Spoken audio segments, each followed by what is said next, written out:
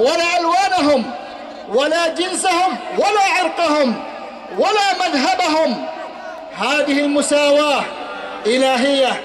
يا أيها الناس إنا خلقناكم من ذكر وأنثى وجعلناكم شعوبا وقبائل لتعارفوا إن أكرمكم عند الله أتقاكم. هذا هو العنوان الأول. والعنوان الثاني هو حق الحياة السياسية.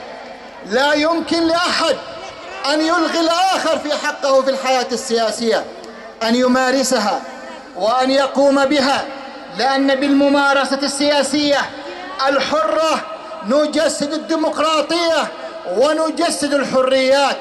فالحق الانتماء السياسي حق لكل يمني. النظام السابق صادر حق الناس بالانتماء السياسي.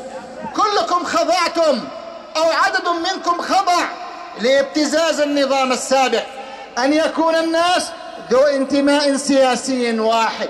ألم